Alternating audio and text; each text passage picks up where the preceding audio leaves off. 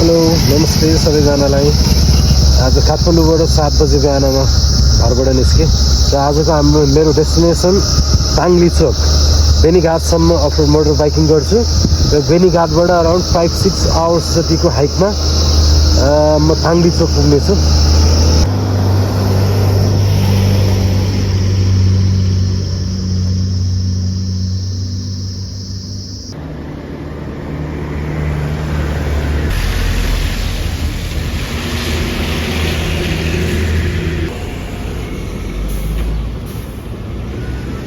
बेनीघाटबाट 5 kilometre बसको यात्रा। यो चाहिँ दर्बुङफाँटसम्म।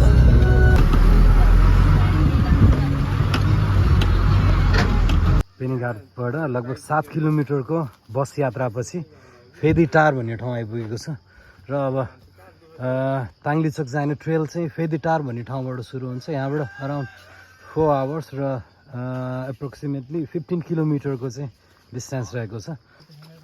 ल दर्बुङफाँटबाट उकालो लाग्दै हामी यो पुरानो पैदल राजमार्ग चाहिँ ताङ्लिचोकतिर अगाडि बढिरहेछौँ। ताङ्लिचोक जाने क्रममा बाटोमा जम्मू कश्मीर नगए नि जम्मू कश्मीरको स्याउ खाने चाहिँ अवसर पाइयो। हाम्रो साथी एकजना भेट्नु भएको, उहाँ चाहिँ इन्डियन आर्मी जम्मू काश्मीरमा उहाँको पोस्टिङ रहेछ र बाटोमा चाहिँ हामी भेटघाट गरेर सँगै दर्बुङसम्म हामी सँगै जान्छौँ होइन त सर? ल थ्याङ्क यू सो मच मिठो स्याउको लागि। एकदम मिठो जम्मू काश्मीरको स्याउ। अब यो ट्रेललाई फलो गर्छौँ हामी।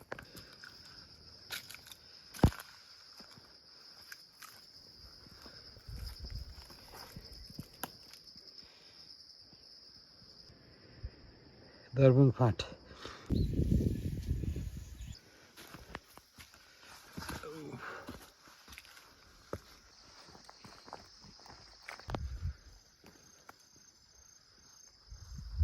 यो रहेको छ ताङ्लिचोक गाउँ।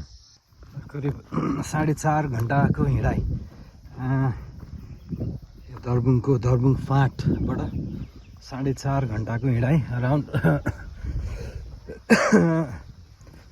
12 किलोमिटर्समा चाहिँ म बेलुकाको 4:30मा आइपुगेँ पातिसवारा ताङ्लिचोक। आज म छन्दी फुपूको होमस्टे खोज्दैछु। मलाई मेरो साथी गोकुल पन्तले छन्दी फुपूको होमस्टे रिकमेन्ड गरेर पठाउनु भएको थियो। मैले उहाँसँग फोनमा सम्पर्क पनि गरेँ र उहाँको छन्दी फुपूको होमस्टे यो बजारको अन्तिममा छ भन्ने सुनेको छु। हेर्नुहोस् हो दिदी, यो छन्दी फुपूको होमस्टे भने कति पर? यहीँ तल हो ए। हस्, छन्दी फुपूको होमस्टे खोज्दै धेरै तल नै आइपुग्यो। मलाई चाहिँ धेरै नै रमाइलो लाग्यो गाउँ।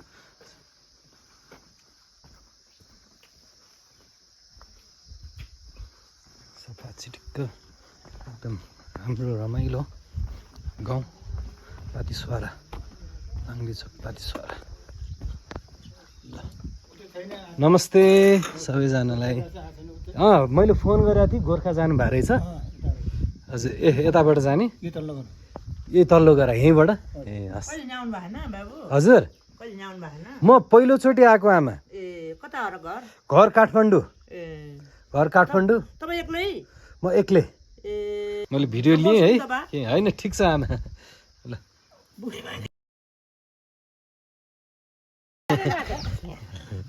हाँस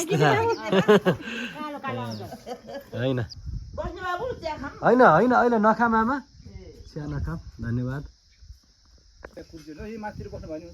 हुन्छ हस् हजुर हस्। ल छन्दी फुपूको होमस्टे ताङ्लिचोक के अरे पातिसवारा आइपुग्यो।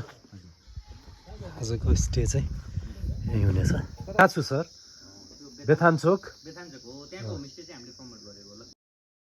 कि हाम्रो हजुर प्राइभेट हो उसको चाहिँ ठ्याक्कै हजुर हजुर हो। ल त्यो मान्छेलाई पनि हामीले कम्युनिटी ऊ काट्नु बस्थ्यो। पातिसवारा छन्दी दिदीको होमस्टेमा आएर अब खाजा मकै खान सुरु गरियो। ए यहाँ चाहिँ धेरै थरीको रक्सी बनाउनुहुन्छ अरे दिदीले। के को दिदी? ओहो के कसैले हो? लाली गुराँसको रक्सी। कहाँबाट? गोर्खाबाट? कोदोको रक्सी चाहिँ कफी फ्लेभरमा अम्बा फ्लेभरमा होइन दिदी हजुर अम्बाको फ्लेभर हजुर अनि यो चाहिँ कफीको यो गुराँसको हजुर हजुर अनि अर्को चाहिँ कफी तपाईँले खानुभयो गेडा बोक्राको बनाएको ए ए ए कोदोको रक्सीमा कफी फ्लेभर हजुर त्यो पनि आज चाहिँ चाख्ने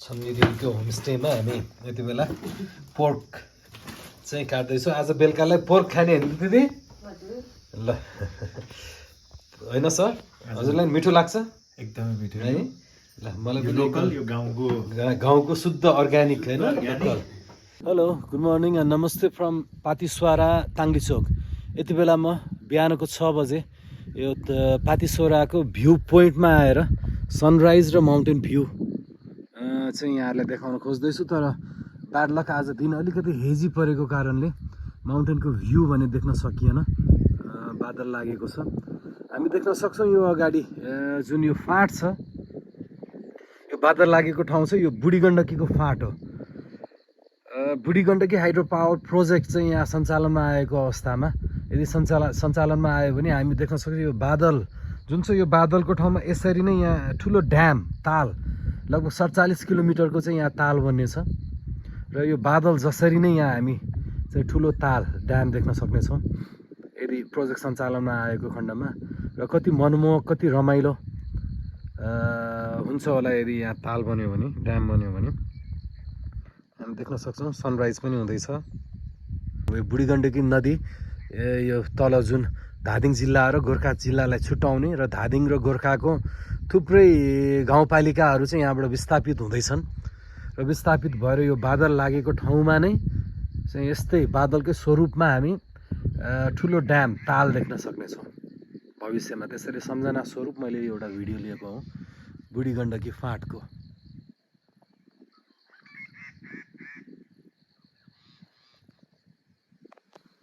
र यता हामी देख्न सक्छौँ आज हेजी छ त्यसैले हिमालको भ्यू चाहिँ राम्रो देख्न सकेन तर मनासलुको अलिकति टुप्पो चाहिँ देखिएको छ र यदि दिन खुलेको अवस्थामा हामी यहाँबाट यता अन्नपूर्ण रेन्ज त्यसै गरी यो मनासलु र यसै गरी यहाँ अगाडि गणेश हिमाल र उता पछाडि लाङटाङ हिमाल पनि देख्न सकिनेछौँ तर आज मेरो ब्याड लक आज दिन नखुलेको कारणले गर्दा अलिकति बादल लागेको कारणले गर्दा त्यो भ्यूहरू देख्न सकिएन यो सनराइज भइरहेको पोइन्टको राइटतिर यो रहेको छ यो सिद्धलेक मन्दिर र हामीले चाहिँ एउटा project trekking agency association of Nepal र नेपाल टुरिज्म बोर्डको चाहिँ समन्वयमा लोवर गणेश हिमाल मनासलु ट्रेकिङ ट्रेल भनेर एउटा ट्रेकिङ ट्रेल चाहिँ हामीले यहाँ प्रमोट गर्ने कोसिस गर्दैछौँ र यो लोवर मनासलु गणेश हिमाल ट्रेकिङ ट्रेल को विशेषता भनेको यसले धादिङ र गोर्खा जिल्लाको चाहिँ गणेश हिमाल र मनासलुको चाहिँ लोवर रेन्जमा हाइकिङ गर्दै यहाँको विभिन्न मनमोहक एकदमै रमणीय एकदमै सुन्दर चाहिँ ठाउँहरूको चाहिँ अवलोकन गर्दै र ऐतिहासिक ठाउँहरूको मैदीकोट सिद्धलेक घैरुङ मनकामना ताङ्लिचोक जस्ता ऐतिहासिक ठाउँहरूको चाहिँ अवलोकन गर्दै र यहाँका लोकल गुरुङ मगर र नेवार समुदायहरूको होमस्टेमा घरमा बसेर उहाँहरूको चाहिँ लोकल अर्ग्यानिक प्रडक्ट्सहरू उहाँहरूले जे खानुहुन्छ होइन उहाँहरूको चाहिँ त्यो चाहिँ आफ्नै अन्न बालीमा उत्पादन भएको अन्न बाली चाहिँ लोकल प्रडक्ट्सहरू खाँदै उहाँहरूको कला संस्कृति वेशभूषा नाच हेर्दै चाहिँ हामी गोर्खा धादिङको बुङचुङदेखि गोर्खाको गोर्खा कालिकामा गएर यो ट्रेकिङ ट्रेलको चाहिँ अन्त्य गर्नेछौँ र मौसम खुलेको अवस्थामा हामी यहाँबाट मनासलु हिमाल त्यसै गरी मनासलुको लेफ्टमा अन्नपूर्ण हिमाल र मनासलुको राइटतिर गणेश हिमाल र अन्तिममा लाङटाङ हिमालसम्म देख्न सक्नेछौँ ताङ्लिचोक गोर्खामा सुन्तला फलिसकेको रहेछ र अब मङ्सिरमा चाहिँ यो सुन्तला खानलाई ठिक्क समय हुनेछ हामी मङ्सिरमा आउँदाखेरि सबैतिर सुन्तला एकदम पहेँलो सुन्तला बारी सुन्तला खाँदै चाहिँ हाइकिङ गर्नेछौँ।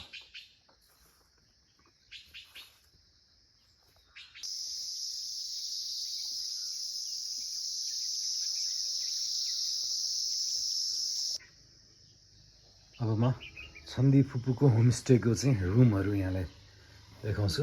यो एकदम कम्फोर्टेबल एकदम आरामदायी बेडहरू एकदम सफा चिटिक्क पारेर राख्नुभएको यो रहेको छ छन्दी फुपूको होमस्टेको चाहिँ बेडरुम। यसै गरी यो टोयलेट बाथरुम।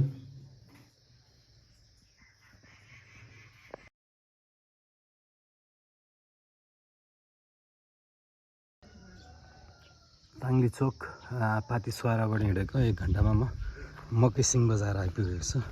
यहाँसम्म चाहिँ यो जिप ट्र्याक नै छ र यहाँबाट अब पोखरी भन्ने ठाउँबाट चाहिँ पुरानो ट्रेल छ अरे, त्यही खोज्दैछु। त्यो बेला म मकेसिङ ताङ्लिचोकबाट लगभग 1 घन्टाको हिँडाइपछि अब बुटार भनेको हाइवे फिस्लिङ नजिक झर्ने चाहिँ यो ट्रेल भेटियो। अब यो ट्रेल हुँदै म फिस्लिङतिर अगाडि बढ्दैछु।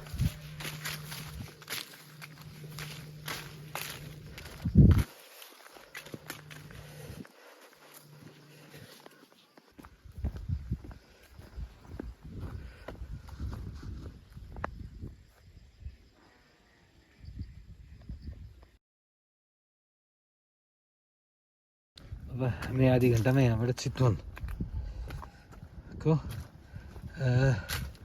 कुरिनटार पुग्नेछौँ।